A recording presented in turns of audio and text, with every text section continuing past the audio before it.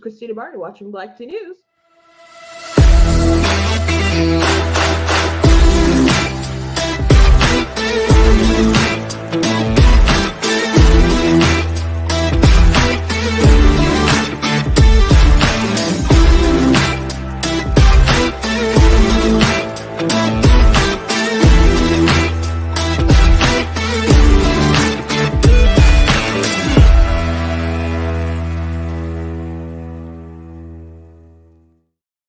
Hello, welcome to Black Tea News. I'm your host, Christina Barr, and today I want to talk about, or we will talk about, this interview with Kamala Harris. She was on Face the Nation, and the portion I want to talk about is she was asked about Roe v. Wade, and actually, she was asked what gestational limitation would she accept, and she just kept repeating Roe v. Wade, Roe v. Wade. Let me be clear, Roe v. Wade. Let me be clear. Just like we are clear that we are crystal clear. We are clear, and she just kind of kept dodging. And so a lot of people, I wrote a post about this some time ago, and I'll have to, I guess, repeat it because a lot of people don't understand that Roe v. Wade allows abortion up until the time of birth. Some people have it in their minds that it's up until 24 weeks or something. That's not the case. As a matter of fact, we have states that have abortion past, the 24 weeks and allows a woman to abort a healthy, viable baby, and that happened pre-Dobbs. So it's been going on for a while. So people just have a, they understand that people have a learning kind of curve with this, and they saying Roe, that's what people are comfortable with, or because they understand it for being what we've had for so long, and but that doesn't mean that they're not up until the moment of birth when they support Roe v. Wade. And I talked about how Joe Biden keeps pushing the Roe thing. And so now we have Kamala Harris, who just refuses to say a week. And I think that needs to be the strategy of if media cared, I guess kudos to them for actually asking what week. But I think that needs to be, if you're a citizen and you see your congressperson or someone running for office, ask them what week they feel comfortable with, what specific week, and go from there. So we'll be talking about her interview. Also, Danny Masterson was sentenced for 30 years for, he was a star on that 70s show, which I never watched that show. I mean, I've seen it on TV, but I don't think I've sat down and watched an episode ever. But he was sentenced to 30 years for, I'm going to try not to say the R word, but you guys understand that I mean sexual assault and the hard R word, for two women. So people have been really upset because Ashton Kutcher and his wife Mila, who's Mila, I think it's Mila, right? Who's also on that 70s show with Danny, wrote a character letter, and they thought that I guess it was going to be sealed because they sent it to the judge, and that they did not have that sort of, guarantee. So people found out about it. So people were very upset. And so they did issue a statement. And a lot of people have just been digging through the past regarding the relationship with these actors with each other. I saw Topher Grace trending the other day because they're like, maybe that's why Topher didn't want to hang out with all these people all the time. Because Topher was, I guess, a let me do my job, go home kind of guy, and he didn't hang out with everybody as much as possible. But Danny Masterson, obviously a shady guy, and there's some shady stuff with other folks. I'm just going to run through some of this stuff, but I want to take the time to read a victim statement from Jane Doe number 1, and I think Jen B's also her name, but someone shared the entire thing, and it really shows how the Church of Scientology really tried to stop her from getting justice, and the sort of mental abuse that she went through. And then she's very open about the ramifications that it's had on her psyche. And gosh, it's a hard thing to read through. It's going to be a hard thing to listen to. I'm sure this episode will not be monetized, but I think it's important to hear how awful a crime like this is, and how it deeply wounds people. So gosh, I'm getting emotional right now. So I'm going to try to get through all of it.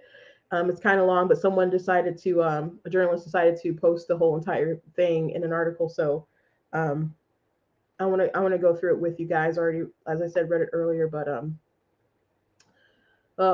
the courage of these women to stand up through all this insanity. So also breaking news. Well, I guess not so breaking, but we knew the Republicans were going to launch an impeachment inquiry into Biden. So I guess it's official that McCarthy is ordering for it to happen, and Comer and Jim Jordan and somebody else, they said are going to be the ones leading the charge about it. And so I don't know where that will go. Obviously, they don't have the votes for it. I've talked about how I think I'll just wait for that segment to get my thoughts out there. But before we jump into it, I want to encourage you guys to go to blacktnews.com, check out different content on my website, different articles, different videos, etc. A good article to check out would be some of my Joe Biden impeachment stuff, because people are comparing like, oh my gosh, it's so terrible. I thought McCarthy them didn't like impeachment before, and now they're for impeachment.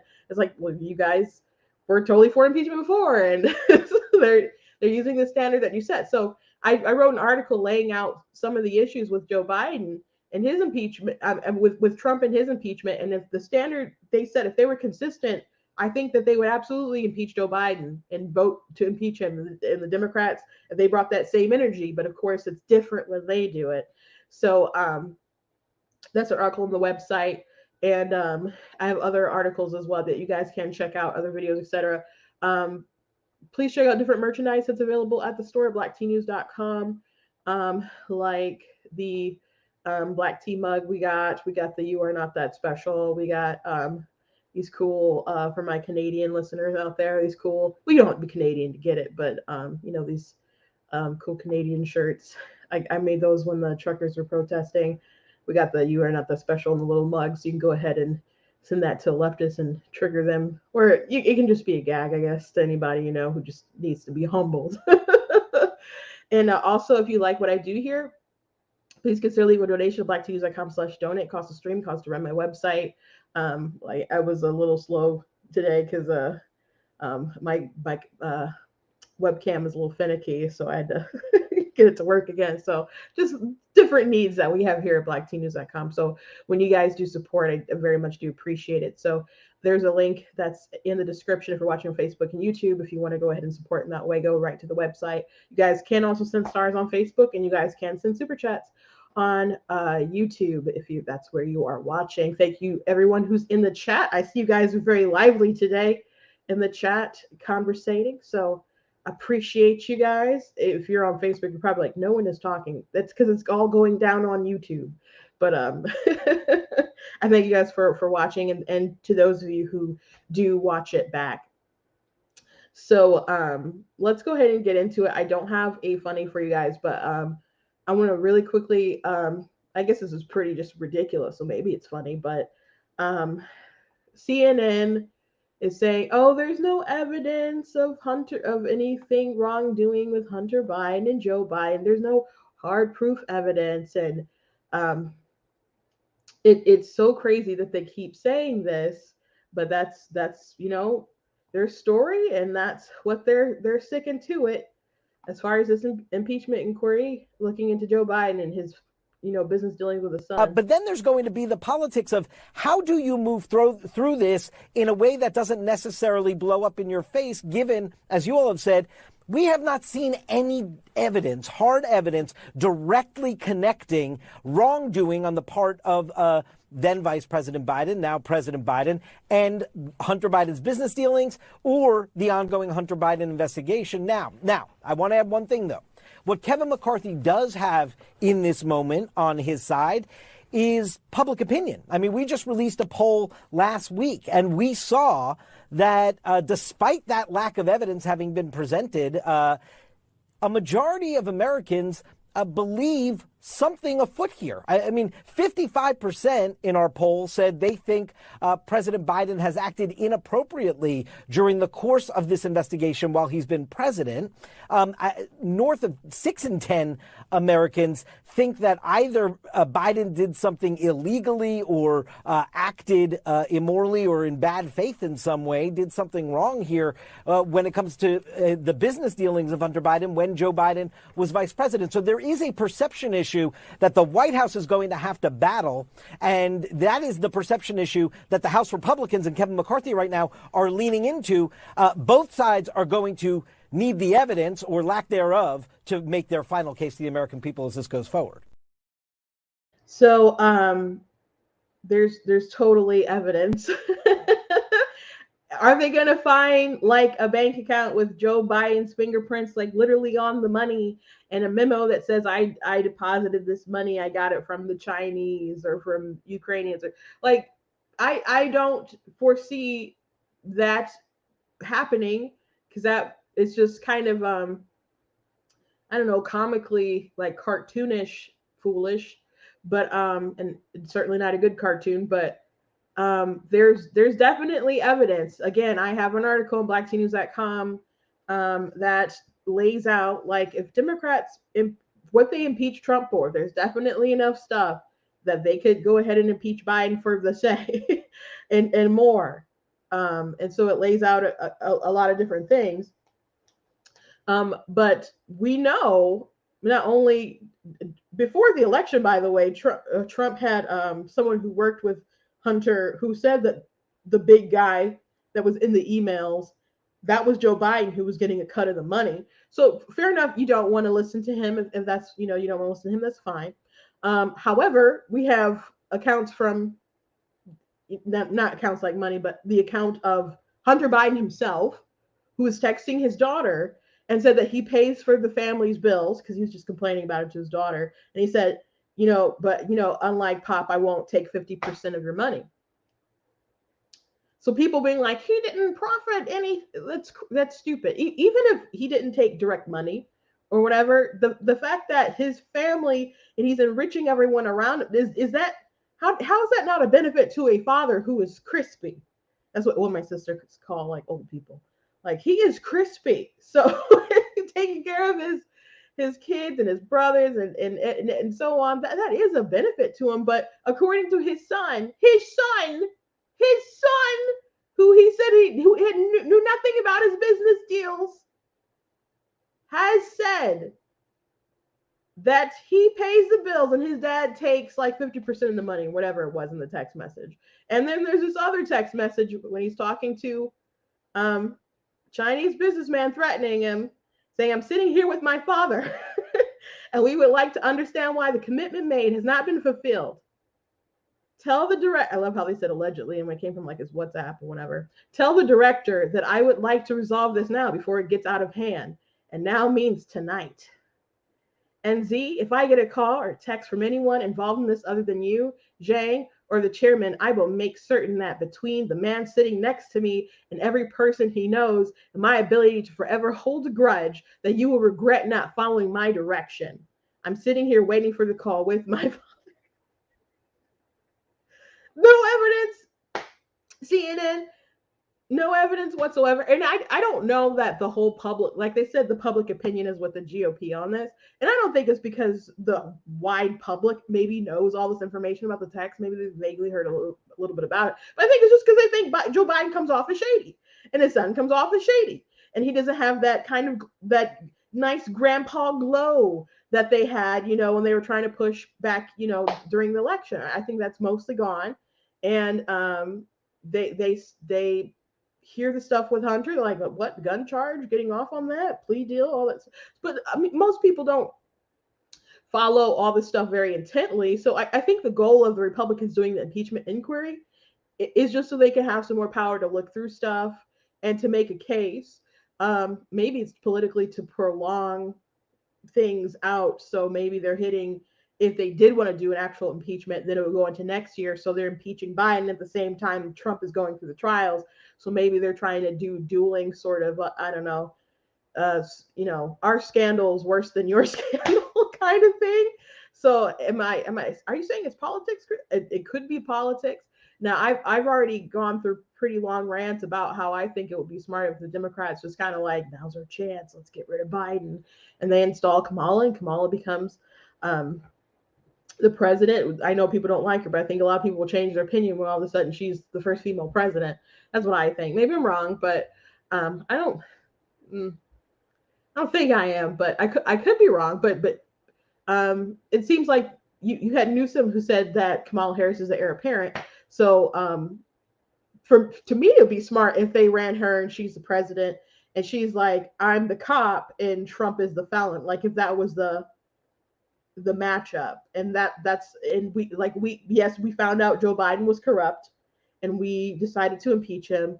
Yes, we did that to heal the country, but you got a corrupt guy and he can't be the president. And now we have our prosecutor who's taking the top spot to restore justice and honor. To me, that would be like a slam dunk kind of narrative for them.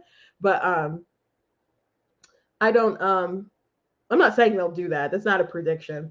I'm just saying I think it would be wise. But they probably don't feel like they have to do that. So I have no idea what they're going to actually do with all this. But yeah, there's definitely information that they could go off of and impeach this man, certainly. And there's quite a few people that they could impeach. Garland is awful. Mayorkas keeps saying the border's secure, and not true, not the case. So I just wanted to share the delusion there with CNN. So let's move on. I want to talk about this Kamala Harris, and I'll try not to spend too much time. I know I talk about this topic a lot, and I can get lengthy on it. And but I want to get to the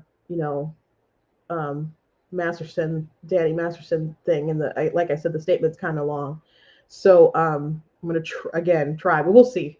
I think we're definitely going to be past 5 o'clock with each other. Hopefully you guys don't mind. So again, Kamala Harris was on Face the Nation. So we're going to watch a portion of that interview.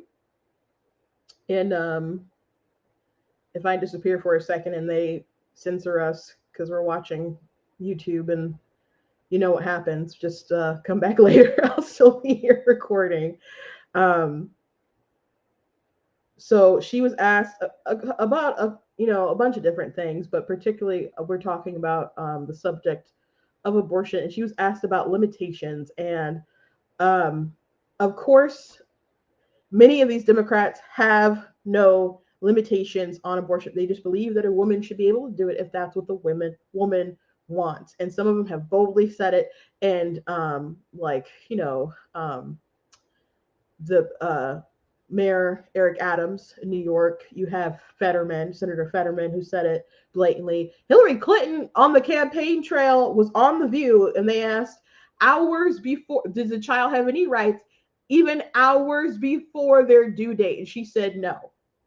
That's a thing that happened. She debated Donald Trump on their third debate on the debate stage, and she stood up for partial birth abortion. Don't know what that is? Go look it up.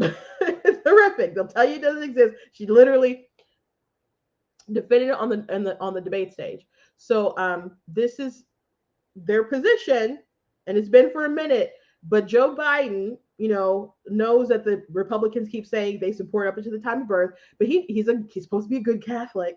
They don't want that sound bite, and Kamala Harris doesn't want the sound bite. So she was asked precisely about the week, and she still wouldn't answer it. So let's go ahead and watch this interview. Urging them to stay where they actually want to stay.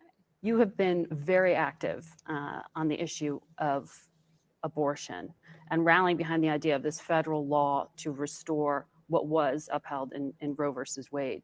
But to do that, Democrats need 60 votes in the Senate. They need a majority in the House they don't have. They need the presidency. The math doesn't add up. So don't you need to level with the American people and say this is not a realistic promise to make for 2024? Congress has the ability to put back in place the rights that the Supreme Court took from the women of America. In theory, it doesn't have the votes to do that. That's why we have elections. And that's why we are seeing around this country that when this issue is on the ballot, from Kansas to California, people vote in favor of upholding basic freedoms. And, on this subject, Margaret, I will say, I think it's really important to. So I just want to jump in and say, it also matters what's on the ballot and how it's written on the ballot. Like in Michigan, the what was actually on the ballot versus what they were actually proposing is vastly different. And when I read what was going to be on the ballot, I told people, if we don't get the education out, people are going to go to the polls and vote for this, even if they don't like abortion so much, they'll think it's kind of like a compromise, not knowing how radical, absolutely radical, that ballot measure was that ended up passing. So I think in Kansas, if I'm not mistaken, there was it seemed to be some confusion about how they were changing the laws or whatever. So I got to go back and look at that case. But of course, mostly California is very, very pro-abortion. So how you message it also really matters. And that's why she's going to be very careful with her wording here. Because when you say things like allow abortion up until the time of birth, people obviously disagree with that. Not only do they disagree with it, they can't even register that's a real thing that's happening, or that anyone would, which I'm not aware of any circumstance where that happens, but we do know there's women who have killed their newborns. We've reported on that as pretty recently, some couple of recent cases, which are really horrific and very sad. But we do know that women do abort. Healthy women abort viable, healthy fetuses. And I recommended to some different politicians that they talk about gestational weeks, or they just, instead of saying up until the moment of birth, say Democrats support healthy women aborting healthy, viable fetuses. Make it very real. And even people don't want to believe that, but it's verifiably true. You can go look up Dr. Warren Hearn's interview that the Atlantic did some time ago. We went through it. And I don't know if we went through, but we went through a lot of it. But I don't remember if we read the whole thing together, but he's even done sex selective abortions. So people do this. And so we need that education there. We need that education there, because so many women do feel like a right was stripped away from them, even though it was never a right. It was a really bad ruling. Even people like Ruth Bader Ginsburg said it wasn't a good ruling. She supported abortion rights, but she didn't think Roe v. Wade was a good decision. And it wasn't a good decision. It's had to been revamped. People, even what they think about Roe v. Wade has been changed from Planned Parenthood v. Casey and Doe. So anyway, we'll get to that a bit later, but let's keep listening. One, acknowledge and understand the vast majority of Americans agree that the government should not be making this decision for the women of America. The vast majority of people, I believe, agree and understand that one doesn't have to abandon their faith or deeply held beliefs to agree that the government should not be the one telling her what to do. I forgot how much stuff that she said. I know I said I wouldn't. Well, I said I wouldn't try to be too long. I didn't say I wouldn't interrupt. So this idea, and I wrote an article about this on blacktnews.com fairly recently, so you guys can go check that out. But and share that, please. I got a really nice email reply to somebody who read it, thought it was really good. So thank you guys for actually reading what I write. But she's the vice president of the United States. A good question to ask someone like her is, why do men form governments? Why do men form governments? Because if there's no laws and we have ultimate liberty to do whatever the heck that we want, and I can go, I don't know, kill whoever I want, I can have an abortion when I want to, do whatever drugs that I want, whatever, hurt whoever I want. Let's say I go out and kill somebody for funsies, which I wouldn't do, but let's say I did it for funsies, and that person and that person's family took revenge and killed me, and then my family took revenge and killed them, and it's just chaos and stuff. So we don't have ultimate authority to do whatever we want in a society where we have government. We limit some of our liberties so the government can protect our inalienable rights. And I'm not making that up, it's in the Declaration of Independence. The reason why men form governments is to, secure our inalienable rights. And what's the first one? Kamala Harris might not know because she skipped it in a speech. She just said liberty and pursuit of happiness, but she skipped life because she knows it's very inconvenient. So as far as I'm concerned, a right to life is a right to not be killed. So as far as I'm concerned, the government is violating its very purpose when they decide that they're not going to protect that unborn life. So to say that it's not the government's decision, well, it's not the government's decision whether you kill your neighbor, but you're still going to be prosecuted for it if you do it. Right? So you can say it's not, the government doesn't like take your free will and force people to do whatever they want, but there is that, there are laws to keep us in check from violating each other's liberties and each other's rights. And if you do that, you face some kind of legal repercussion. So I think she's wrong there. And let me play it back a little bit because I know she said something else that prompted me to stop. And on this subject, Margaret, I will say, I think it's really important to acknowledge and understand the vast majority of Americans agree that the government should not be making this decision for the women. It was religion. You could be still, she said you could still be a person of faith and then still support the abortion rights. I disagree. Well, I'm not saying your salvation just gets stripped from you and it's an automatic pass to hell, but I think you're not thinking things through clearly, as far as your convictions go. And even if you're not a person of faith, people are like, I will support. I wouldn't do it, but I think someone else should be able to do it. That's what we'll say. That's what they'll say, right?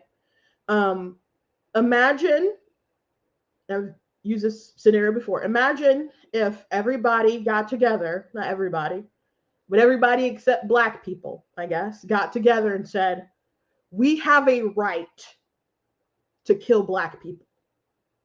Let's say everybody else in the country got together and they all voted and they all agreed that we have this inherent right to do that.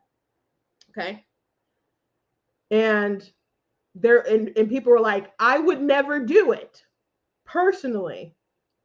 But if someone else wants to string up the Negroes, that's their prerogative. I wouldn't do it. But that's their right. They should be able to do that. So me as a Black person, I'm like, well, that's pretty messed up. And if someone decided to kill me, well, one, there'd be no sort of help from the government because that's their right to do that. And if someone were to kill me, there's no sort of justice for me because that was their right to do that. So that's really what we're saying to people, what people are saying. Like, maybe I wouldn't do it, but I believe that these other people should have that right to kill these human beings. So this idea that you can support it and not violate your conscience in any way, maybe that's because you haven't thought about it too deeply. Maybe that's why, but it's not because you're making some kind of decision that's immoral. I mean, that's actually moral for you because you're considering the rights of the person. It's a pretty immoral stance. As far as, like, I'm not going to go deep into the religious stuff. she's just wrong. But I do have a book, and if you follow me, you know I have a book. Of course, God is blatantly against abortion. It's available, Barnes and Noble. It's a bit available on Amazon, and you guys can check it out and read it. It covers politics. I talk about Kamala Harris in my book. I certainly do, and Democrats and some of the policies and stuff that they push. I talk about theology, obviously. I talk about science and philosophy and rights and the exceptions, or what people deem to be the exceptions, and should they be exceptions, etc. So, and the societal harm of abortion. And even if you're not a religious person, why some of the moral things that I believe, like that we have inherent value, why there's a benefit to living life like that. Mostly because I don't trust everyone else to be able to make that decision. Because what if everybody gets together and decides that Black people, I don't know, are 3/5 of a person? That would be crazy, right? Um, what if that happens? So I just think that you shouldn't be human plus something to get your inherent rights. I think just from our very existence, we should have that right to life. So she's wrong on that. So let's keep listening. Of America. The vast majority of people, I believe, agree and understand that one doesn't have to abandon their faith or deeply held beliefs to agree that the government should not be the one telling her what to do. That is a choice that she should be able to make if she chooses, with her priest, her pastor, her rabbi, but not the government telling her what to do with her body. Mm-hmm. And every day in our country, women are silently suffering because of the laws that are being passed that eliminate her ability to make those critical decisions. Laws that are being passed making no exception even for rape or incest. In fact, my work as a prosecutor focused primarily on crimes against women and children. Mm-hmm. So yeah. What is it? David Daleiden, by the way, was a activist in California who discovered, he broke that story about Planned Parenthood selling the baby body parts and stuff. And man, folks, she came for David Daleiden. She sure did. So don't tell me she cares so much about the children.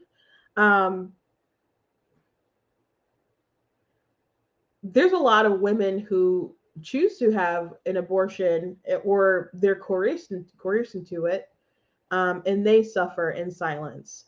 And there's women who have had the abortion and have decided to become pro-life, and they try to speak out and talk about their experiences and how they, a mutual of mine, who I met from TikTok and stuff.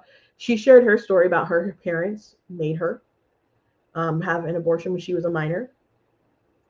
And they're supposed to be religious too. They're like, God, it's okay. God wants you to have it. Just crazy stuff. Probably why she's an atheist today. But they took her to Planned Parenthood, and she even wrote on her forms that she wanted to keep her baby as like a last ditch effort to please help me see what's going on, and they didn't care. And she did ask to see a sonogram, and Planned Parenthood was like, oh, we won't be able to see anything. And so she accepted that, I guess, and had her abortion. And so like many women who have them, she solidified her heart and surrounded it with resolve, and decided to be very pro-choice. She even wanted to have a career at Planned Parenthood, I guess, returning to the scene of the crime, I guess. But then she had her own child later, another child. And when she heard the sonogram and she was exactly the same week along that she was when she got her abortion in the past, and she could hear the baby's heartbeat beating at 180 beats per minute. And so she was like, oh my gosh, they lied to me. And so from then she decided to make their life a living nightmare. So she's a pro-life activist. So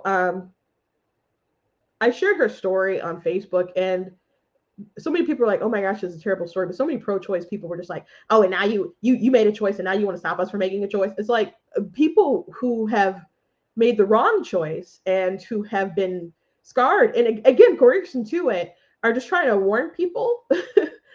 And all you guys can do is utterly try to destroy them. It's so there's a lot of people who are silenced. I tell you, as a matter of fact, you guys know that I had a video taken down with someone who had, I was talking to the founder of Smart Women's Healthcare, and we talked about her experience and how she, had years later had to learn to cope with, her abortion stuff, and her organization tries to help people, and they focus a lot on the woman and the healthcare and the different risks and stuff. Some people have even criticized her for not being more. I mean, she's pro baby, she wants the babies to live, but their focus is on the women and stuff. And they took that down.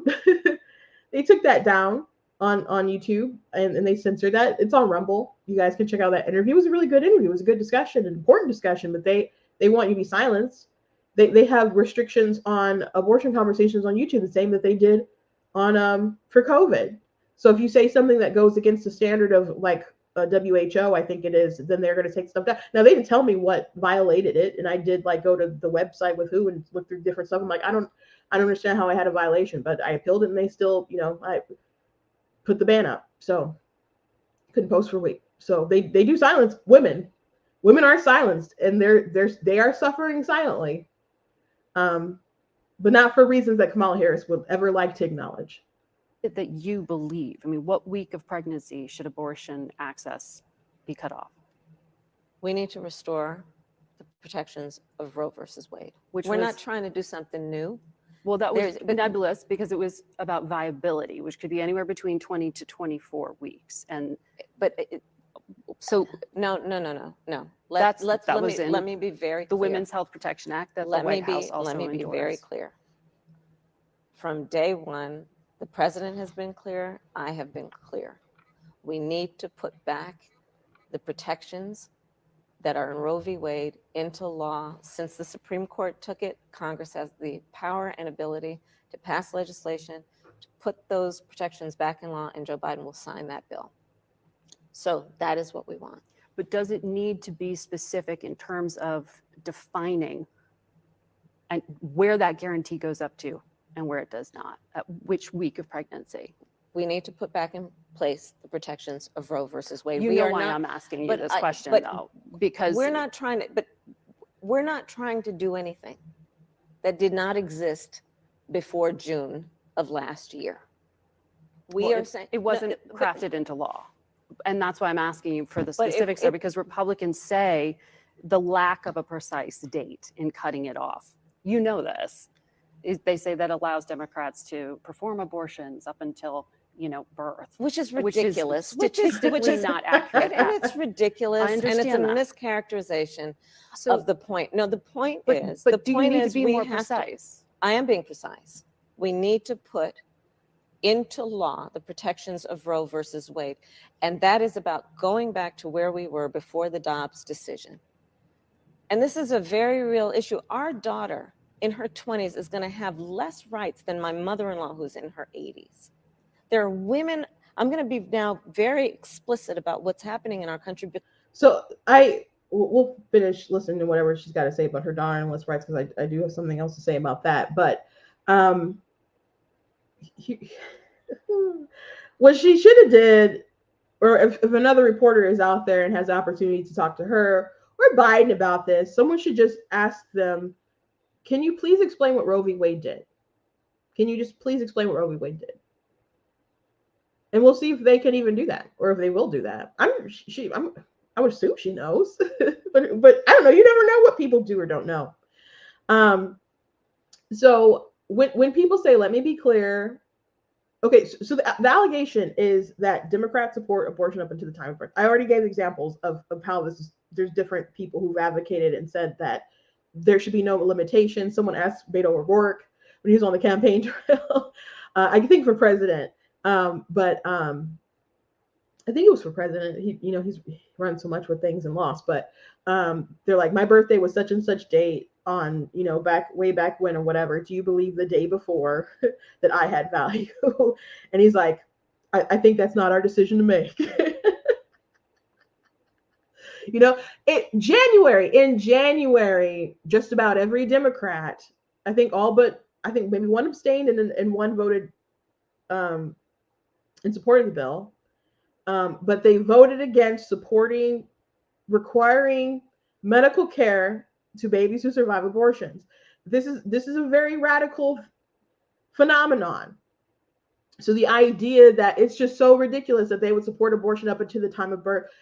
Again, it's not that women go and say, I'm about to give birth, please, like, go ahead and in the baby, which I mean, I guess, but partial birth abortion does, was a thing, but it's not really that. It's just that they support that particular principle, though. They want that option to be open. They do. They do. But again, I don't think people can't wrap their minds around it. So she tried to ask her precisely about the gestational week. And she said, this is why I'm asking you, because they're saying you guys have no limits. So so in response, she won't tell you what week, because she doesn't want you to know that it's actually no limits. So she keeps saying that, well, we're just going to go back to the way things were before. What Roe v. Wade did, people have it in their minds that it allows abortion up until the point of viability, and then after that, like, it has to be like life of the mother or whatever. I think that's what people believe that Roe v. Wade did. The reality is that Roe v. Wade allows abortion up until the moment of birth. It does. It does. It permits states to be able to do that. But it also allows when you get to the third trimester, that you can put limitations if the state decides that. Okay. So in the first trimester, it's totally the woman's choice. Totally the woman's choice. She can abort the baby for whatever reason, whatever. States can't limit that. Second trimester, it's still her choice, but you can make rules regulating abortion in the interest of her safety so it's still focused on the woman. So when it gets to the third trimester, they're kind of like, we have to have some kind of interest here.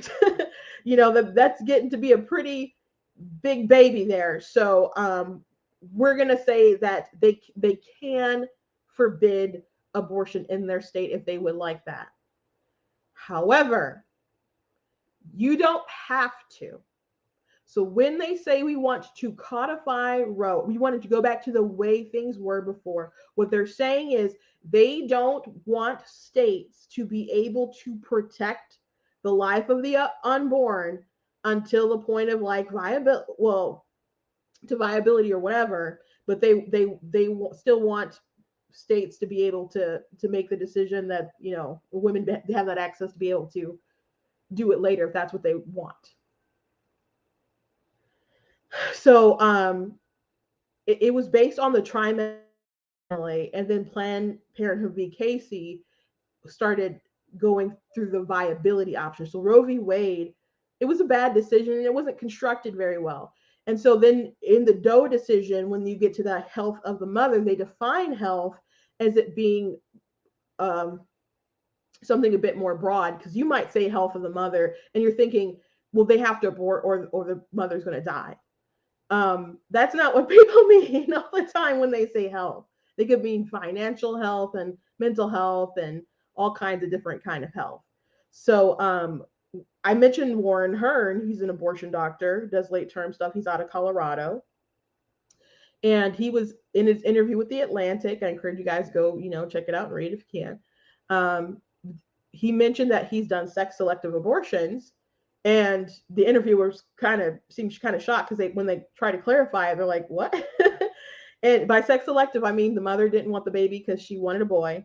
And the mother didn't, in another scenario, the mother didn't want the baby because she wanted a girl. And his justification was, well, all abortions are a woman's health care. It involves a woman's health because it's in the mother. So that's the reasoning of some of these doctors. And they're willing to do it for, and you have these broad health reasons that go beyond like her actual like physical like well-being. they can squeeze in what they want to. Now you can say, well, it's very rare that people will abort late term. I don't know if rare is a good word. I mean, relative to how the population of the United States, sure. But Dasha Burns, where's it Dasha? But when she was interviewing Ron DeSantis, when he was talking about abortions up to the time of birth, she was like, late term abortions and abortions after, I don't know if it was 21 weeks or 24 weeks. So she said it's like 1.3% of abortions. I'm like, okay, well, if there's like 1 million abortions every year, that's still a pretty big number, right? We're talking about upwards of 10,000 babies. Is that a good number? Is that an acceptable number to you? And you might say, well, it's only, life-threatening situations and different, I don't know, there conditions where the child is not compatible with life, or they have some kind of condition that'll make it very hard. That's not true. I mean, it could be true in some cases, but again, with Dr. Hearn's clinic, they said they have like some sob stories of like women who, their child has a condition and they consider it a mercy killing, and they're, glad that that the child didn't have to live life with a particular condition. But they said maybe that's like half the women who go there. So again, there's women who do abort. There's healthy women who do abort healthy fetuses.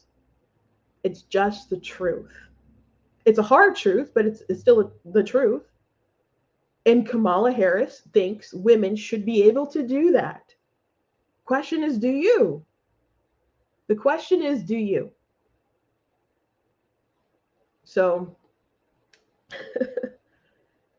Roe v. Wade prevents people from saving the unborn's life up until like the third trimester. And again, other stuff came along that, centered around viability and stuff. So if they wanted, to what Roe was with Doe and Casey, it's up until the point of viability, which fluctuates based on the technology, right? But you can still go longer and abort afterwards.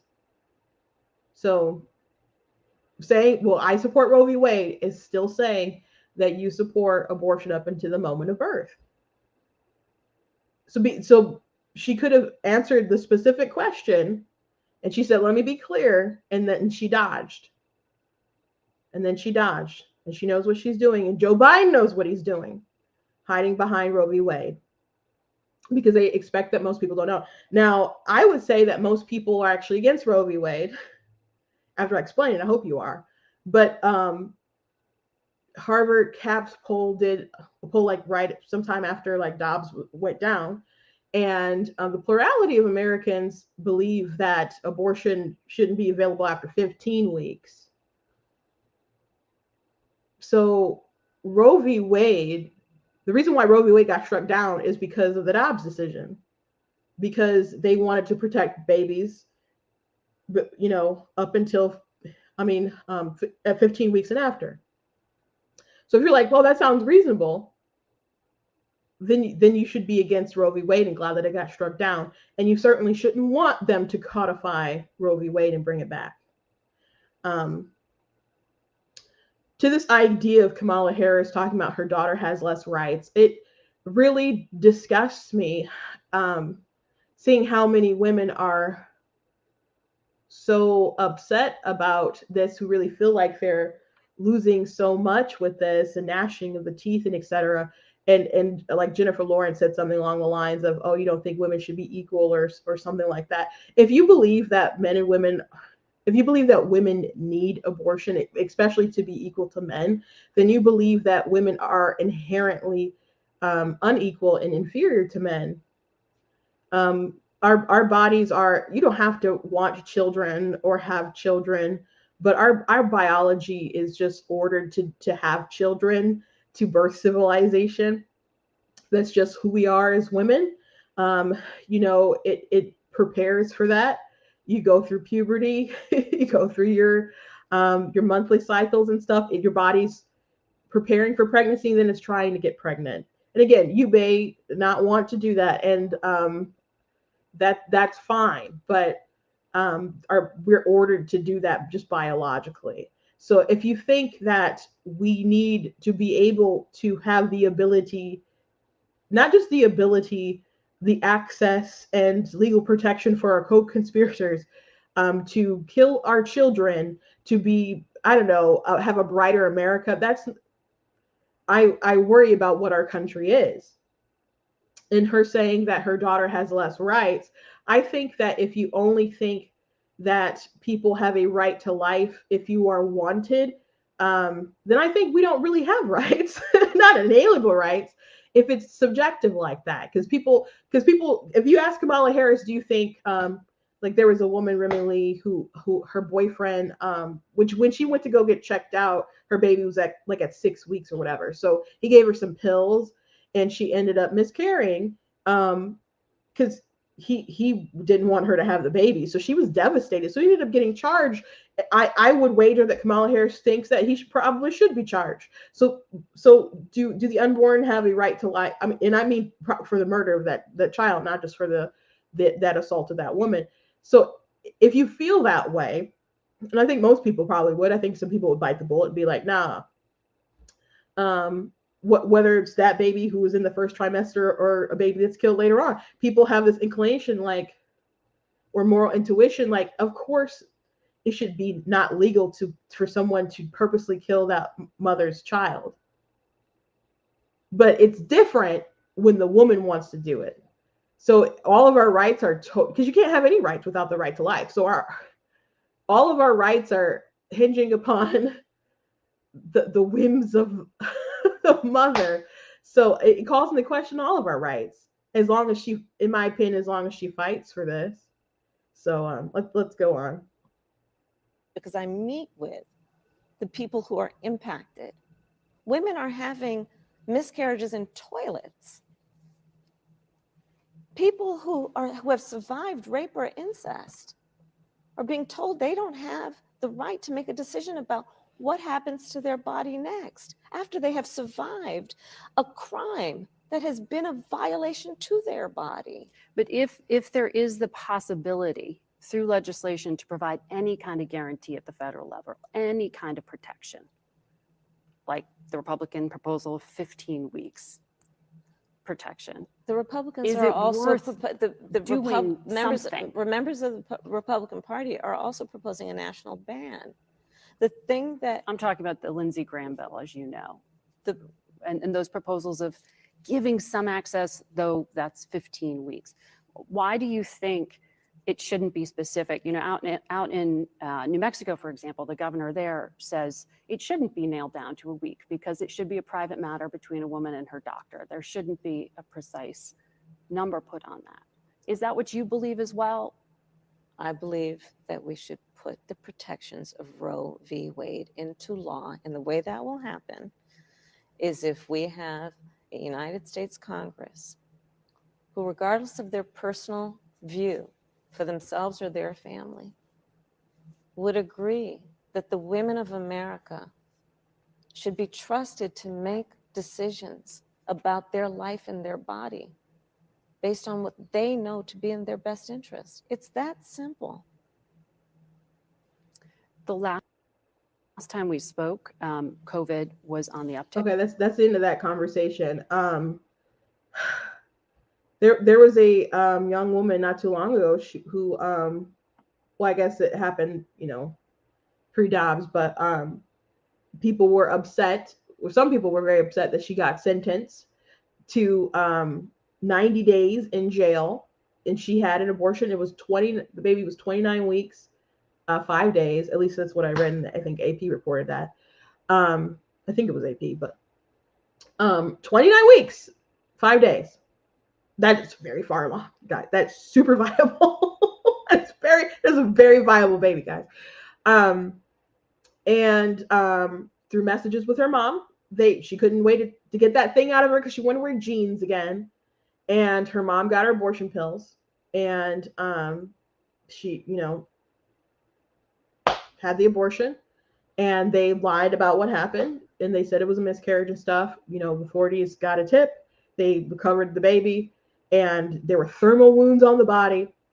So they lied about what happened to the baby, and then they tried to burn the evidence. So she got 90 days for how she treated the body, not even for the abortion. Her mother got charged for facilitating the abortion. And people were upset about that. And there were Democrat legislators were upset about that. And activists were upset about that. Now, there's some people on the left who were like, nah, this ain't the hill I want to die on, guys. But I'm bringing that up because Kamala Harris said that we just need to trust women and what they, trust that they're doing what's right for themselves and their bodies and their future or whatever. People make the wrong decision. People make immoral decisions. If someone decided that, I don't know, stabbing me in the neck was the best thing for their lives, that wouldn't be the right decision, and it wouldn't be a decision that they deserve to be able to make. So just because you have a subjective worldview on how your life should be, and life isn't linear. You have ups and you have downs. There's challenges that you can't see, and there's futures that you can't even fathom that will be so grand and amazing for you if you stick it out. I know someone who they got impregnated after high school, and they got their life together after that. They say their son saved their life. And I know not everyone has a story like that where having the child makes you grow up very fast, but it happens for a lot of people. So again, people make the wrong decision. So this just trust the woman, trust the woman. When women decided that they wanted to vote for Donald Trump, you had Michelle Obama who came out and said, we voted against our own voice. That's what she said. So let's not believe or take this, they just trust the women to make the right decisions when that's not true. It's not true, because as soon as you disagree, what about all the women who are against abortion? They're not making the right decision according to Kamala Harris. So I hate how we're just like, it's the woman's choice, and there's such reverence for that. But when they make the decision to engage consensually in sex, knowing that procreation may procreate someone, that we got to be like, oh no, we got to undo this. We got to allow them to take that life. Well, they made some choices, and it led them to this new being created, and they deserve some protection too. And again, I believe she's violating her oath every time that she supports abortion as a government official. Last thing I want to note before I move on, and I'm so sorry to not keep my word about keeping this short, but it's an important conversation.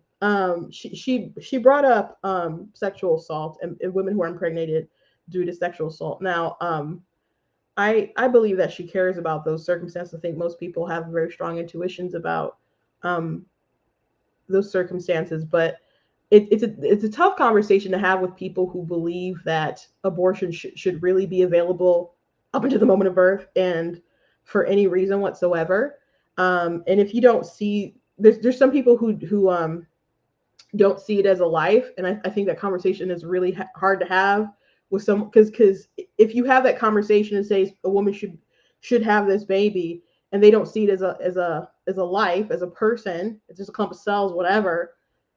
No matter what you say, I think you're just going to come off like a monster to them. So you have to have, get them to understand that it is a human being and that is living, that deserves rights and considerations and stuff. But if you do get to that point where, if let's just say the two parties can agree that it is a life and it is a difficult situation, then you can put it this way. When someone asks about these particular circumstances, what they're really asking is it okay to discriminate against this particular type of human being? That's what you're asking. If you're like, yes, it's a baby, yes, it's alive, yes, abortion's murder, but these kinds of people we should be allowed to hurt. They don't deserve protection from violence. I spend a lot of time in my book, of course, Guys Blatantly Against Abortion, on this particular topic. There's 5 questions that I want people to consider when talking about this topic. And I don't want to go super, I think it's a conversation that, I guess I've had with you guys, and we're so long within the hour that I don't want to derail the rest of the conversation on this particular topic, but I do have an article on my website that's that I wrote some months ago. I think it was in response to Gavin Newsom, an interview he had about this topic, and he's like, "Oh, they have to bear the sexual assaulter's child," but he used the R word, and I complain because it's interesting that it's not a child, it's not a baby until it belongs to the man who did the sexual assault. So that particular article on my website has a lot of my thoughts and my feelings about it, and also, you know, words from women who have had children conceived in sexual assault and their testimonies, and it's good to hear their stories. And so I recommend going to check out that article. But again, this is something I talked about in length in my book, and we'll talk about at length later, because I know there's people who sincerely asked and sincerely maybe they're with me on like everything else, but this is a hard topic to talk about, and I believe that's true. And so again, that's why it took so much time to really lay it out in my book. But I promise we'll go through it at a later time, but because it deserves the sort of time and nuance that I don't feel that I have at this particular moment. So I want to table that, and promise you guys that I mean, we've talked about this before, but that we'll revisit it again. But it is requesting discrimination.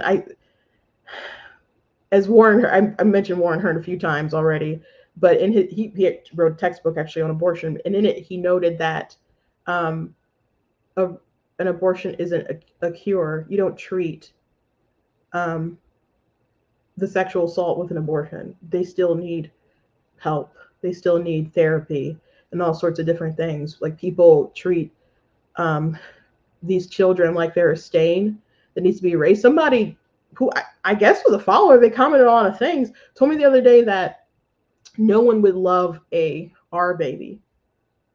And I'm like, that's literally not true. Someone on another comment in my video said that they had married someone who was who was conceived from SA. So I'm just like, it's not true what you're saying, and it's evil. Like, I genuinely feel that it's evil what you're saying. Besides it being delusional and untrue, but I just couldn't believe someone said something so horrible. And they had a lot of other like bizarre takes, and they're just like, I just can't get with conservatives on that. And I'm just like, if you consider yourself to be conservative, what else do you think you're conservative for? If you think we should let the poor people kill themselves off and support euthanasia, and it was just really bizarre, really, really bizarre. I got to talk about that comment some other time, but there's plenty of people walking around on this planet who have been conceived in such circumstances, and I think it's abhorrent that in our society that we give more rights and dignity to the person who actually committed the actual assault than that child, because they'll still get due process and all that other stuff.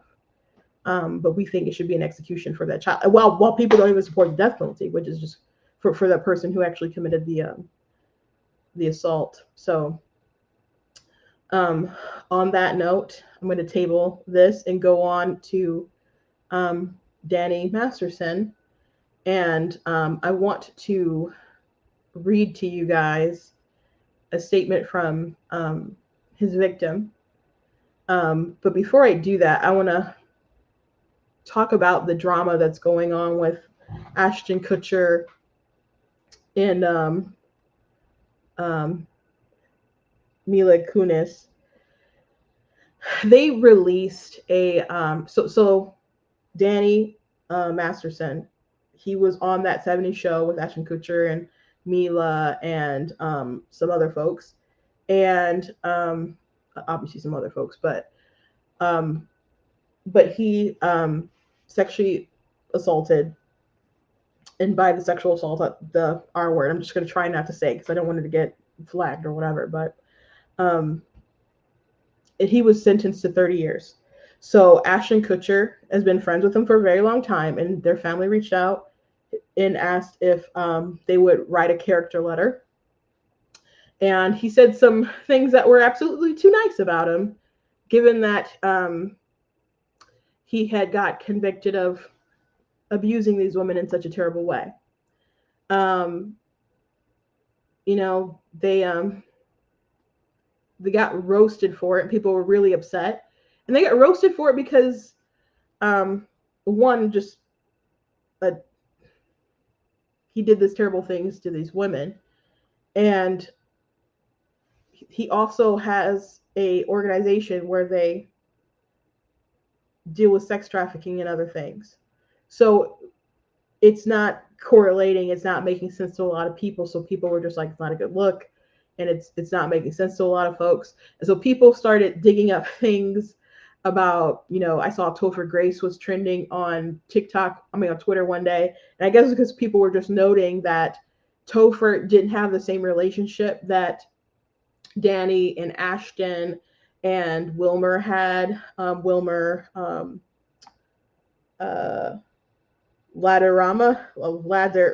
I'm sorry, I don't know how to say his name, but Fez, was that his name? The Hispanic guy on the show. I never watched that 70s show. I mean, I would see it on TV, like one thing goes off and it comes on. I don't think I've sat down to watch an entire episode of the show itself. So I just have like basic kind of pop culture knowledge about it, but wasn't ever a fan of it myself. But Topher, he would go to work apparently and wouldn't hang out with the guys and stuff. And people allege that maybe him and I don't know, Ashton and others didn't have a bit of a friendly relationship. I don't know about all that, but there've been different like commentaries in the past about their relationship. So people are speculating different things. People have also brought up the fact that Mila, when she was on the show, everybody knows she was really young. She lied about her age to get the part. And so I saw this video talking about the experience of her first kiss back in the day with Ashton. We started the show. I was like 19, right? Right. And they're like, okay, you guys are going to be making out in this scene. And I'm like thinking like, wait, this is like slightly I was illegal, gonna say, that's right? probably your first kiss ever, right? It was my first kiss. What's someone bet you made with Danny about our first kiss? No, it wasn't the first kiss. No, This was like go a ahead, second or Ashley. third kiss. It was like the first week. No, it was not the first week. Whatever. Let me tell you what happened. what do you No, do? let me tell you what happened. No. Okay, so I've never kissed a guy. So I was so. I mean, you know, Ash was attractive, and I was a 14-year-old little girl, and I was extremely scared for my life. Sure. And he was very nice about it. He was like, "Oh, don't worry." So I was like, "Okay." Then Danny goes and goes, "Dude, I'll give you $10 if you French kiss her." What would you stick your tongue in my mouth or some? What? No. For $10. You're making it sound like it was like really. Okay, Dan, we had a little side bet going. Yeah. Like, Which was? It wasn't very as to whether or not, you're kissing on the show or boyfriend and girlfriend. Yeah. You would use tongue, right, Rosie? I mean, you would. It depends what kind of an actor you are, I guess. Absolutely, right? Yeah. So Danny bets me like $20 that I wouldn't do it, and of course I'm like, yeah, sure. What's the deal? You know? And then the cops showed up and you got arrested, pretty much. They should have. So yeah, they're married, you know. But this also made me think of Wilmer though, and he used to date Demi Lovato,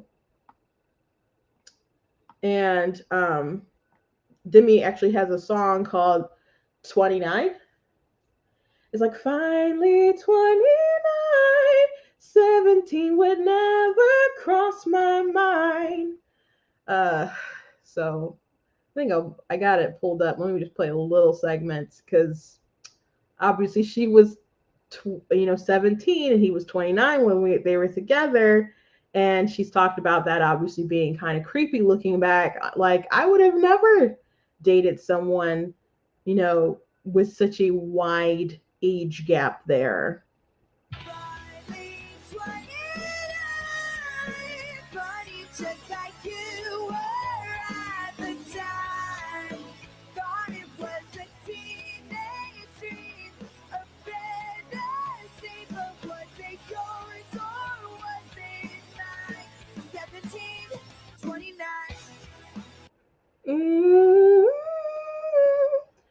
It's got a nice hook. It's got a nice melody. That one was a hit, I think. And you know, I'm not saying something, you know, happened, but it's creepy. So she's obviously come out as an adult and like that was not an appropriate age gap between us while we were dating. So by the way, in the Ashton Kutcher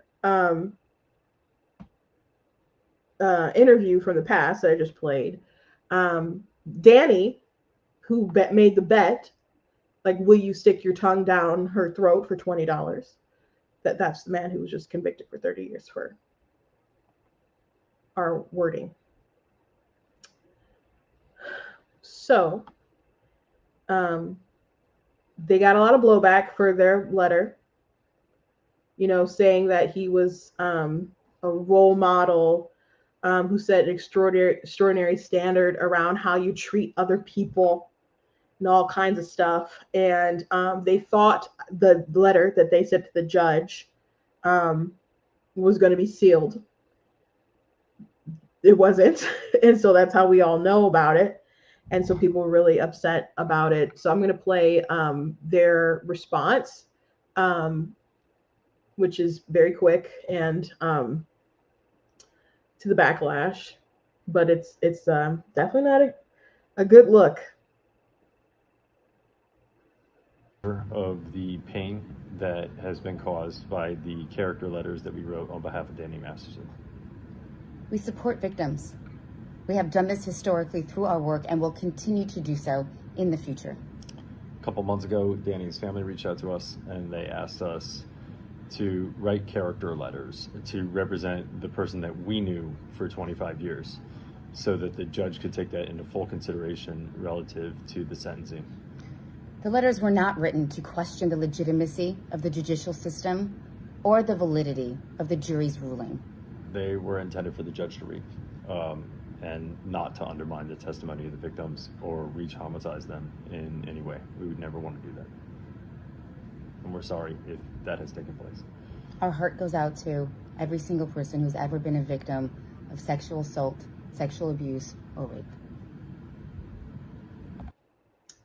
So that was their apology after the big backlash. Yeah, they someone said that they believe that they, you know, letters to the judges should be well, I get you got to have that certain expectation, but at the same time, if you're standing up for your friend though, you know, and you want it to be secret, I don't think that's a good look either. I think the issue is obviously that he's a creep and he did this terrible, awful thing. And then he was,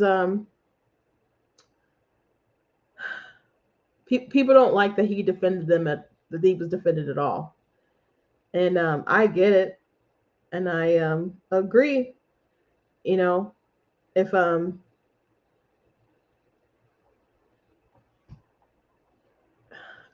going to go through the statement. It's kind of long. But I think it's important, and you get to see the toll that it's had, and also how the Scientology, the church, really tried to protect him and silence these victims. And I also think it's important. I think it was it Friday maybe? I showed you guys a tweet exchange, how someone wanted to get rid of the imprisoning people who sexually assault women. And someone was like, I really wish that people would stop using what happened to me to support prisons. And then someone had wrote under them like, yeah, I actively tried to get my person who did it to me to get counseling instead. And the person who had screenshot it said that the weaponization of women's compassion is going to lead to our doom or something along those lines.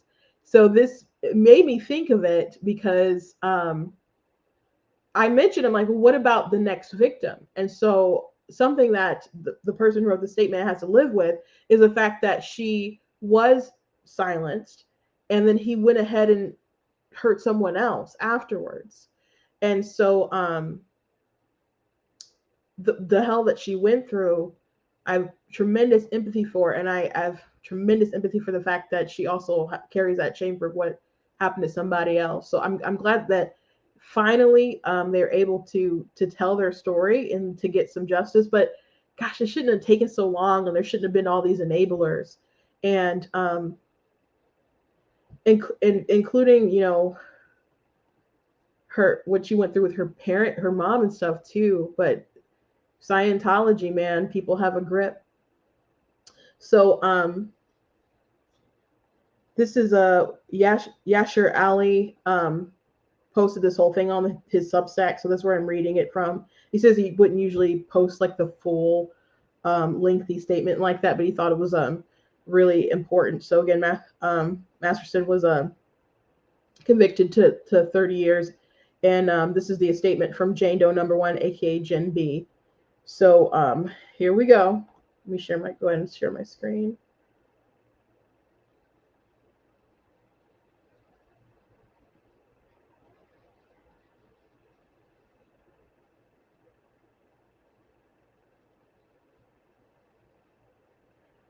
Okay, good morning, Your Honor. Thank you for giving us this time today. Thank you for letting me read this and allowing me to hear from my fellow survivors. 20 years, I was, I'll just say essayed. I mean, you guys know what the word is, but again, I just don't want to, I have no, I don't think this is going to be monetized, but I'm just gonna say essay. I was essayed 20 years ago on my father's 55th birthday, April 25th, 2003. I loved my father very much, and I still recall the last time I spoke to him and what he said. It was August 13th, 2010, my birthday, and he called to wish me a happy birthday, and the last thing we said to each other was, "I love you." He passed away that weekend. I also recall the last time I heard from my mother and what her last words to me were. It was February 2020. She texted me and told me to never contact her again. She had warned me ahead of time. She wanted to see Danny Masterson brought to justice for essaying me, but not at the expense of her religion, their religion, Scientology. She explained clearly in text that she was coordinating with her Scientology handlers and their legal department, and she would happily cooperate and testify here in this court. But Scientology was not to be dragged into it. She had firm rules, and I had to choose between cooperating fully with law enforcement and the courts or shielding Scientology and keeping my mother in my life. To my knowledge, my mom is still alive, but not in my life because the defendant essayed me and I reported him to the police.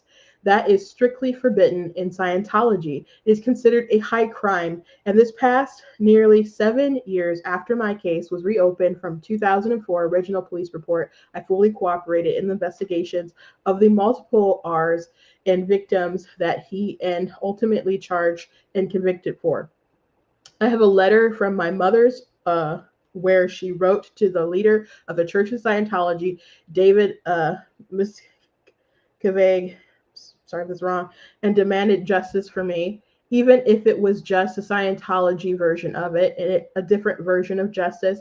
I sometimes read what she wrote back then while I was still in the good graces of Scientology back when I mattered. She loved me then, I think. She seemed to care what happened to her daughter. I read it sometimes on Mother's Day or times just to remember how it felt to have a mom.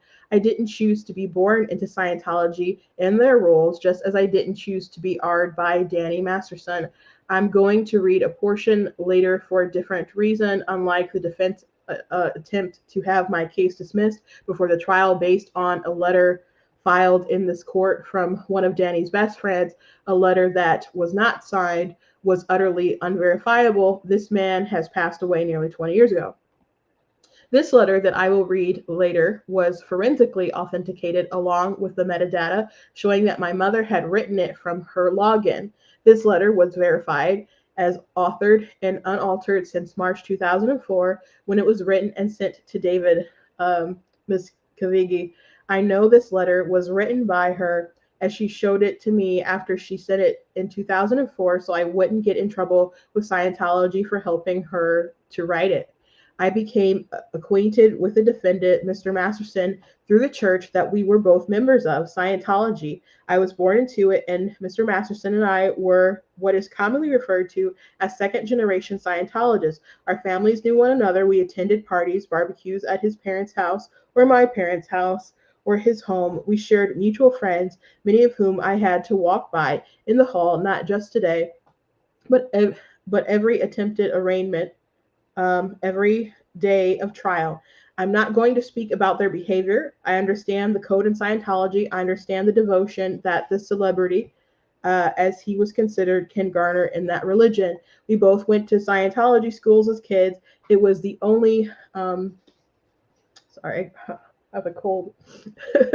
um, we both went to Scientology school as kids. It was the only community I knew my whole life until I was R'd by Mr. Masterson, April 24th, 2003. I worked half a day, picked up my daughter from her school carpool, dropped her off at my parents' house. I then packed an overnight bag and went to my friend Bree Schaefer's house. She was Mr. Masterson's assistant and Scientologist. I got to Bree's house around 5 p.m. and sometime after midnight, so April 25th officially, I would end up being R'd by her boss after being drugged and R'd, and then waking up, I got dressed. I still don't recall what I wore out the door, Mr. Cohen, but I do know one thing you didn't ask me. I never could find my underwear. I know this because when I got home, I didn't have any on, and I remember being upset and embarrassed at the idea that my underwear was somewhere at Danny's house. At some point, I recall making it downstairs that day to the exit of his house to that front patio. I saw Luke Watson, Danny's best friend. Luke ordered me to report straight to the Scientology Celebrity Center International to Susan. She was both the president of the Celebrity Center and Luke Watson's mother. Luke told me that Danny had been to Celebrity Center that morning.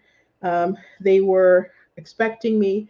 Luke wouldn't speak or help me, even as I begged him. He just kept repeating the demand that I report to the president's office at Celebrity Center.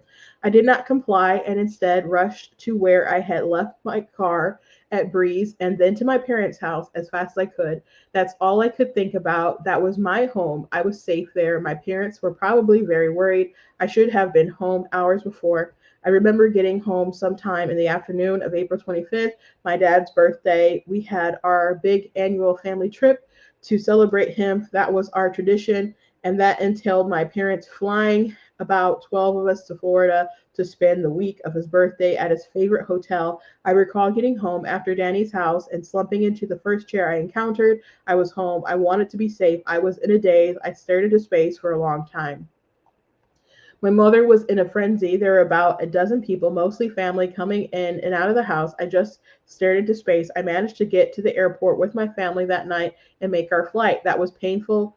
That was a painful 5 hours. As I sat on the plane, my hair still smelling of vomit, and the smell of vomit can remind me of it to this day. I guess Danny hadn't been very thorough when he attempted to shower the vomit off of me before Ring me. I never even packed my bag for that week-long vacation, and instead I wore my mother's clothes all that week. Yes, that was her bathing suit that I was wearing in the photos that the defense blew up and paraded in front of the jury saying, "Look at this girl in the bikini with a drink in her hands, smiling. Clearly she wanted it. Clearly she was a party girl. Clearly she wasn't R'd." Well, in fact, that girl in the photo was wearing her mother's borrowed bathing suit, drinking an iced coffee, and wondering how she was going to hide the fact that she was just R'd from her family, that she was just R'd by a fellow member of Scientology, the church who proclaims its members to be the most ethical people on the planet. When we returned to Los Angeles a week later, I reported that Danny did to me what Danny did to me to my church, just as their strict policies demanded, and I was trained to do. And I followed these kinds of rules and policies my whole life. There are consequences when you don't. I reported to a man named Julian. It was very intimidating. He was tall. He sometimes walked around the building with a stick in his hand, and he seemed to take pleasure and reminding me and others why he was allowed to have it and what he was permitted to do with it. This was the man who decided what I could write and not write and made it very clear Danny was untouchable. And again, don't say our word. This man had the power in Scientology. He held the power to expel me, to excommunicate me, should he find it. He made my life heck. For that day on, Danny was a celebrity and therefore heavily protected by Scientology. I spent the year following the policies of Scientology and went through everything Danny demanded and our church enforced.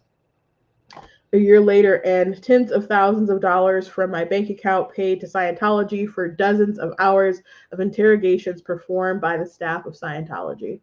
Then one day in May 2004, and I'm not going to say specifics, I'll say I was told about a girl named Lily, and it shook me to my core, and I had to say her name because that's what I was told, and that's when I decided to take a step that would destroy my life. I knew Danny wouldn't stop, couldn't stop.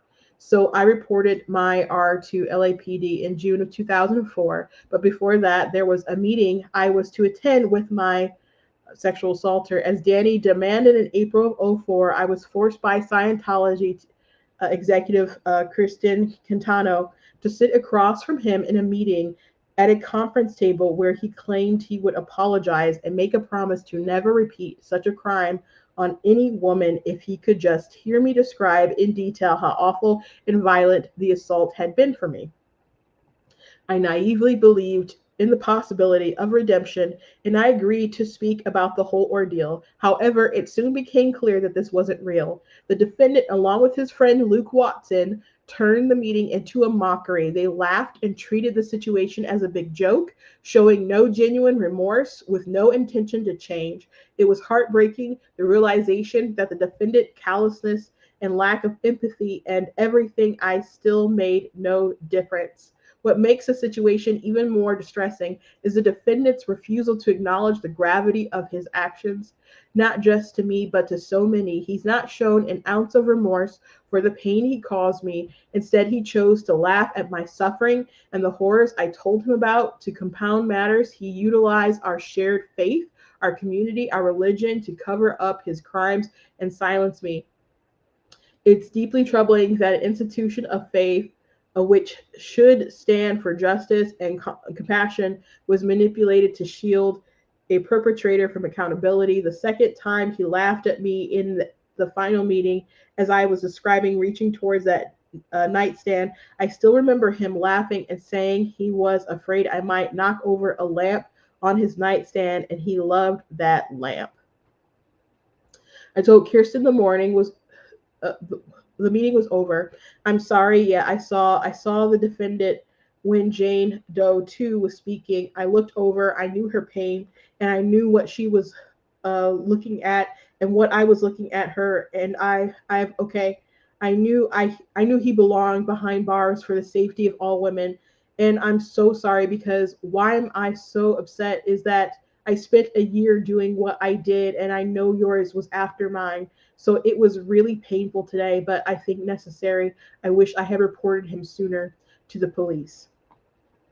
I knew he belonged behind bars for the safety of women should they come in contact with him in an isolated setting, isolated from those who could protect them from him, isolated from those who now so easily claim they never saw that kind of behavior of the defendant. Of course, there are many cowards who can claim they just never saw him or anyone.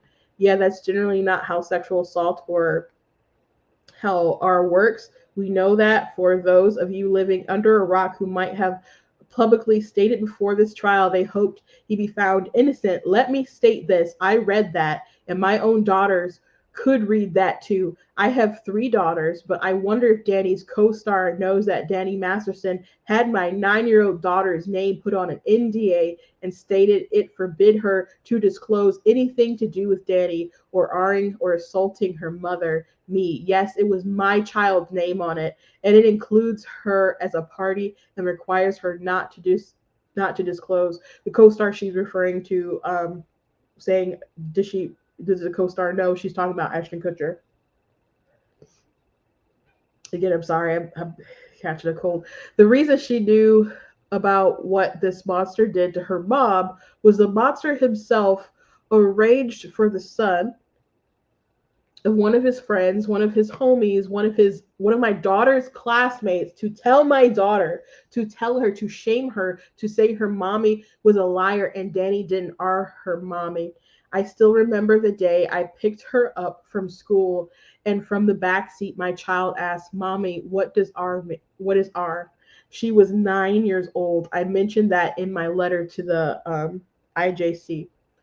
In September 2004, Danny had his attorney, Marty Singer, threaten me with what my daughter would read in the rag magazines at the grocery store line should I back out of signing the NDA that afternoon. How do I know it was Danny who arranged for my daughter to hear about the R? Well, Danny came to the meeting with Christian from Scientology, and he opened up by admitting that what he did with my kid was just taking it too far, and that the church uh, had him put money in my daughter's name to receive Scientology counseling to help her with her emotional upset. I refused. Um, he smiled when he explained that he brought the little boy's entire box of fundraiser candy bars in exchange for that message being delivered to my child. That was like $100. It wasn't easy. Every step of the most recent police investigation into the crime of the past 7 years, it's been filled with attempts to silence us all, to intimidate us, and even obstruct. Danny had his attorney, Marty Singer, let me know I was in serious breach of the NDA that I was forced to enter into 20 years ago. The NDA explicitly stated it had to do with R and assault, not just an NDA, and all of the steps I must take to make sure Danny and his team knew if law enforcement ever came sniffing around this whole and crime, or if I intended to initiate reconnect, and if I was to send a certified letter to an address to Marty Singer. Well, I'm here today to say I did not govern myself accordingly. I went to law enforcement. I did not notify you. I have no regrets. And about the NDA, the same man who had my 9-year-old daughter included by her full name in a R cover-up NDA didn't have the nerve to use his own name. Danny used an alias, David Duncan, a true coward and heartless monster. Testifying in court was not easy. From day one, his appearance in September 2020, he packed the halls with his neighbors and so many of the people who covered for him. There was a South Asian man who assaulted me when I was a teen training in Scientology headquarters in Florida. He came to court despite my protests, and he was aware of him, and he did what he could to intimidate and harass me. There was a defendant's sister in the bathroom. I was when I had my panic attack on the stand and ran to the bathroom with my DA advocate, Rosario. She was in the bathroom, but we didn't see her feet. The room was cleared for jurors, we thought. I pressed my face against the tiles and I screamed into the corner of that bathroom into the white tiles. I can't breathe. I can't breathe. I can't breathe. I can't breathe. I can't do this. I started splashing water on my face. It was pouring down my face and my hair, and then I see one black loafer and a second come down, and the door opens. I recognize the girl smiling at me, and Rosario looked at her and said, "We have to leave," and pushed me into the hallway because she didn't have the space or the grace to give me that space. With my face wet, my hair disheveled, that's where I went. I don't know if this is a game to them, but this is a real court. This is not the Celebrity Center. The first couple of years post the attack and R were really dark. I lost pretty much everything that I knew. I lost my religion. I lost the ability to be in contact with almost every person I had known or loved my entire life because I was deemed an enemy to the group, having been declared by Scientology for reporting the R to the LAPD. I was given one concession. I was able to remain in contact with my parents in consideration for the millions they donated to Scientology. I had to find an apartment with little to no references. I didn't exist outside of the Scientology world. I had to find employment outside of the entire Scientology-dominated industry that I worked with, my parents' business. I worked 3 jobs, sometimes 4 at a time. I had to start my life all over at 29. And the ugly truth is, I didn't want to live, and it seemed the world I knew I didn't want the world I knew didn't want me to live. I remember crying to sleep and wishing I could not wake up. That was the first time for almost of '05 and '06. It was a regular occurrence. I had extreme unaliving ideation, but too much love and concern for my daughter and parents to hurt them that way, or else I would have done it. I think I would sob in my bed alone in my apartment and even started to pray to God, which I had never done in my life, and beg, if you are real, please don't let me wake up. I would bawl and let the tears roll down my face and soak the pillow for hours sometimes and pass out into a deep sleep only to wake up hours, sometimes later, disappointed. I really thought it would solve all of the problems for everyone, and my daughter could have her friends and school and life back should I pass.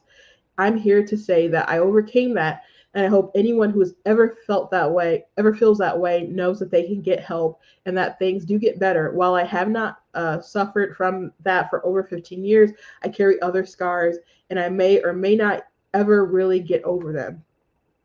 I spent the last 20 years with a super extreme fear of the dark. It can't be so much of a social it can be so much of a social handicap, an issue for others around me. I need a night light. I prefer all of the lights on in the house.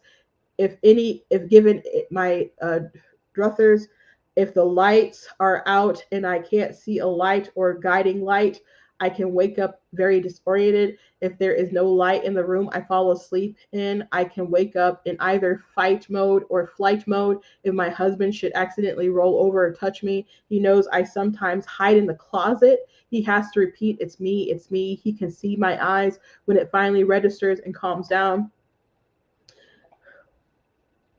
I believe I'm saying and sharing these things, but they are what I believe needs to be considered about the true or sometimes hidden effects of forcible R's. These are not weekly or even regular occurrences where I hide in the closet or get disoriented, but even the dozen plus my husband had to deal with these past many years, it's too many. I have another issue, and I also can't believe I'm going to share this. I just want to normalize. I can get so disoriented in a state that I will urinate in the corner of the room. I can't shower in peace. That's a bad place. The shower is a place my husband knows better than to even come into the bathroom when I shower. So he frequently draws me baths in the claw tub where I'm not triggered, as it bears no resemblance to the bathroom that night. I would compare it to pool spooks, if that helps anyone understand what it's like. I wish I would shower with my husband, but that will likely never happen. I have panic attacks that can trigger my breathing, that can become so shallow that I can't seem to get air. My husband knows to get cold on my face in the way of freezing water and cold night air if it's not too extreme. I have screamed out the windows of our bedroom in the middle of the night in tears. I'm not okay. I'm not okay, sobbing uncontrollably. I don't even know what the neighborhood thinks. I have medicine that can get ahead of one of these if I take it early on start. My husband knows what to look for, as does my service dog. I was once a very outgoing, trusting person. I have trust issues that are so extreme it poses real challenges just in this investigation, and the trust I needed to reach deep down and find. I still remember one call with DDA Moeller where I will forever be ashamed of not trusting him. He was truly one of the most honorable men I have ever met. I'm sorry, I have had a list of more to share, but I don't think I'm required to rip my soul completely open to illustrate just how much the actions of the defendant can both nearly end a life or destroy so many aspects of one life. And we who do survive to fight back are left shattered in a billion pieces. I would like to thank the people who have made this possible. I won't be able to, but I wanted to say thank you to Leah Remy for lending me her full support, giving me safe passage to and from the halls. There is so much more I won't begin to tell everybody. I wanted to say that safe passage in something like this, and I really hope our advocates who work in the courts can get more support and resources, because it can be harrowing out there, actually sometimes here.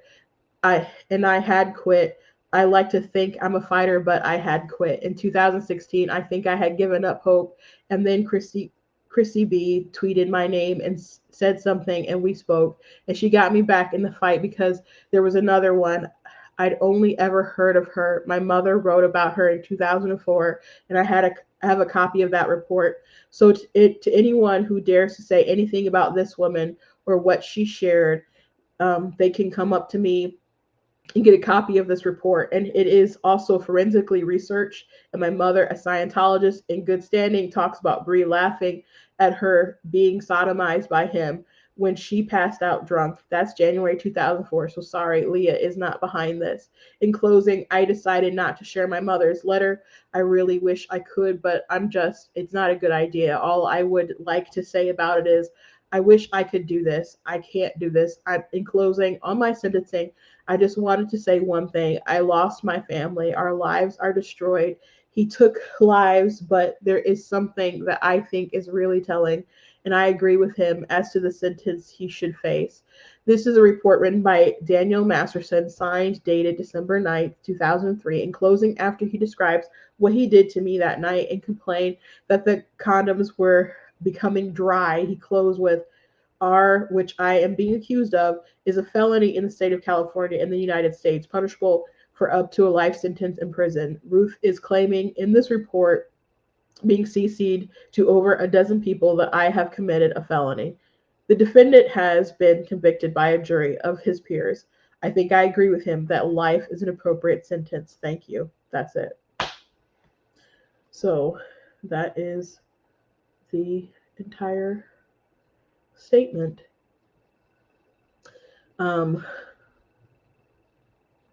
What an absolutely horrible thing to go through. I'm glad that she got justice and his other victims got justice. I'm glad that she's gotten some help for some of the things that she faced before. But the other sort of repercussions of his actions were really heartbreaking. And you don't hear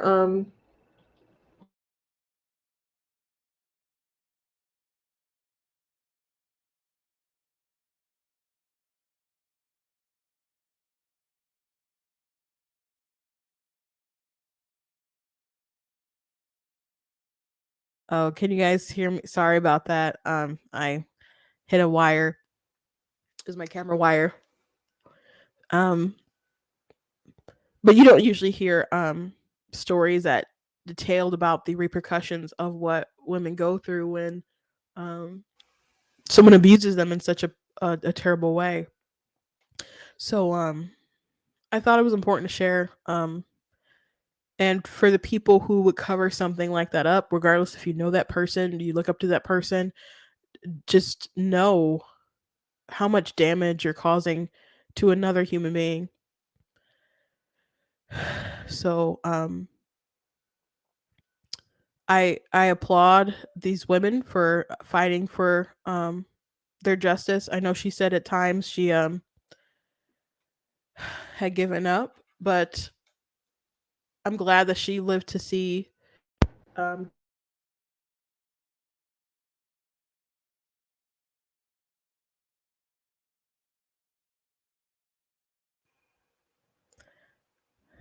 sorry. I'm so sorry. Like I said, I'm so sorry. My camera's kind of finicky. I'm trying to fix it. Trying to fix it.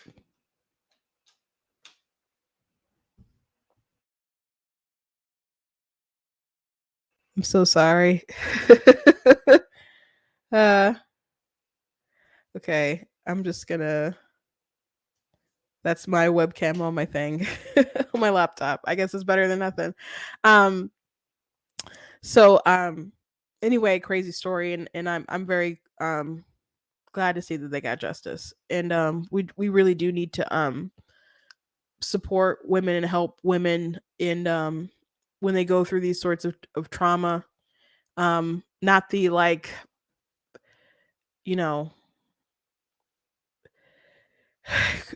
philosophy that just believe all women and don't believe and take into consideration, like, you know, due process and other stuff. But Um, it is important to be empathetic and to these women and to try to get them justice, to uplift them, to these people who knew better in their lives, who covered for him.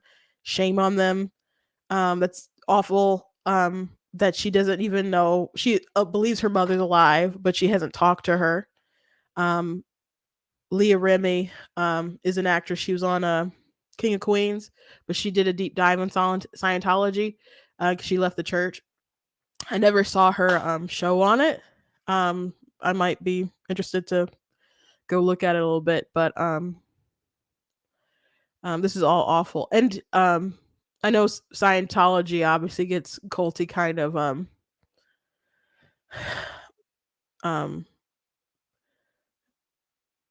vibes, I guess you could say. Has that it's notoriously culty, I guess people will talk about, but there's people who cover for folks in other religions. When there's people in different positions of power, people, whether they're an actual celebrity in this case, or people will cover for a preacher. I don't know what it is about. Sometimes people in different churches will just act like that that man is like a celebrity or something, and like that's just not how we were raised. Like you know, my dad never cared about titles or anything like that. We all just, brother bar, sister bar, or whatever, But some people are so into the celebrity worship it, whether it's an athlete or an employer.